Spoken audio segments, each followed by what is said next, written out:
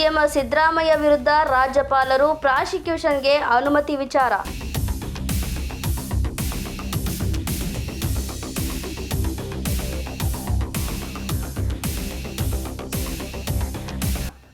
ರಾಜ್ಯಪಾಲರ ನಡೆ ಖಂಡಿಸಿ ಗದಗ್ನಲ್ಲಿ ಕಾಂಗ್ರೆಸ್ನಿಂದ ಬೃಹತ್ ಪ್ರತಿಭಟನಾ ರ್ಯಾಲಿ. ಸಚಿವ ಎಚ್.ಕೆ. ಪಾಟೀಲ್ ನೇತೃತ್ವದಲ್ಲಿ ಪ್ರತಿಭಟನಾ ರ್ಯಾಲಿ. ಕಿತ್ತೂರಾಣಿ ಚೆನ್ನಮ್ಮ ವೃತ್ತದಿಂದ ಆರಂಭಿಸಿ ಮುಳುಗುಂದನಾಕ ಟಿಪ್ಪು ಸುಲ್ತಾನ್ ಸರ್ಕಲ್ ಮಾರ್ಗವಾಗಿ ಜಿಲ್ಲಾಡಳಿತ ಭವನದವರೆಗೂ ಪ್ರತಿಭಟನಾ ರ್ಯಾಲಿ. ಕಾಲ್ನಡಿಗೆಯಲ್ಲೇ ಪ್ರತಿಭಟನಾ ರ್ಯಾಲಿ. ರಾಜ್ಯಪಾಲರ ನಡೆಗೆ ಆಕ್ರೋಶ.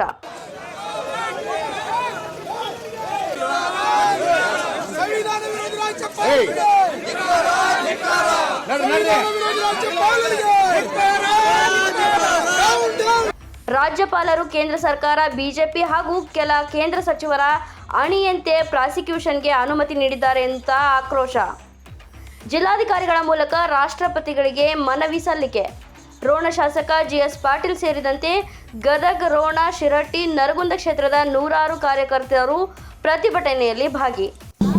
ಸನ್ಮಾನ್ಯ ಜನಪ್ರಿಯ ಮುಖ್ಯಮಂತ್ರಿಗಳಾದ ಸಿದ್ದರಾಮಯ್ಯನವರ ವಿರುದ್ಧ ಕೇಂದ್ರ ಸರ್ಕಾರ, ರಾಜ್ಯಪಾಲರು, ಸಿದ್ದರಾಮಯ್ಯನವರ ಏಳಿಗೆಯನ್ನು ಸಹಿಸಿದ ಹಲವು ಕೇಂದ್ರ ಮಂತ್ರಿಗಳು ಹಾಗೂ ಬಡವರ ಕಾರ್ಯಕ್ರಮಗಳ ವಿರೋಧಿಗಳು, ಕಾಂಗ್ರೆಸ್ ಪಕ್ಷ ಭದ್ರವಾಗಿರ್ತಕ್ಕಂಥ ಬಡವರ ಪರ ಸರ್ಕಾರ ನೀಡ್ತಕ್ಕಂಥದ್ದನ್ನು ಸಹಿಸದೇ ಇರುವಂಥ ಕೆಲವು ಶಕ್ತಿಗಳು ಷಡ್ಯಂತ್ರ ರೂಪಿಸಿ ಸನ್ಮಾನ್ಯ ಸಿದ್ದರಾಮಯ್ಯನವರ ನೇತೃತ್ವದ ಕಾಂಗ್ರೆಸ್ ಸರ್ಕಾರವನ್ನು ಅಭದ್ರಗೊಳಿಸಬೇಕು.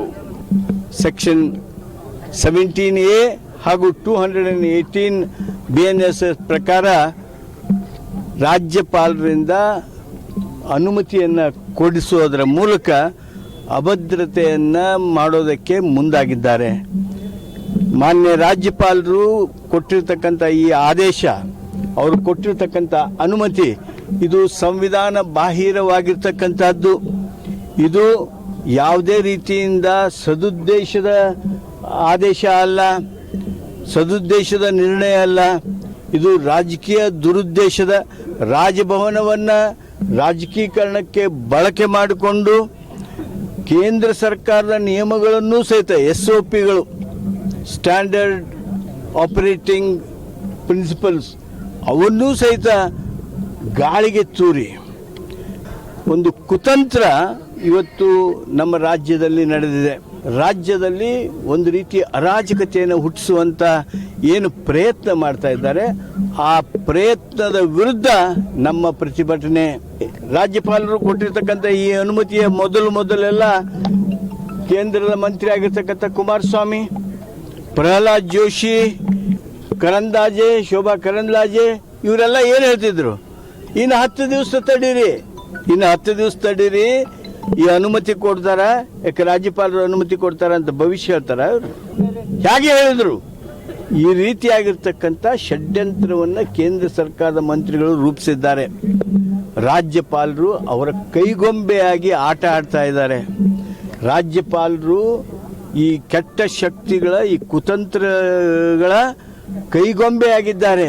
ಆದ್ದರಿಂದ ನಾವು ರಾಜ್ಯಪಾಲರ ಈ ನಡೆಯನ್ನು ಅತ್ಯಂತ ತೀವ್ರವಾಗಿ ಖಂಡನೆ ಮಾಡ್ತೀವಿ. ಜನರ ಆಕ್ರೋಶವನ್ನು ಗಮನಿಸ್ತಾ ಇದ್ದೀರಿ ರಾಜ್ಯಪಾಲರೇ. ಸಂವಿಧಾನವನ್ನು ನೀವು ದುರುಪಯೋಗ ಮಾಡ್ಕೋತಾ ಇದ್ದೀರಿ, ರಾಜಭವನವನ್ನು ದುರುಪಯೋಗ ಮಾಡ್ಕೋತಾ ಇದ್ದೀರಿ.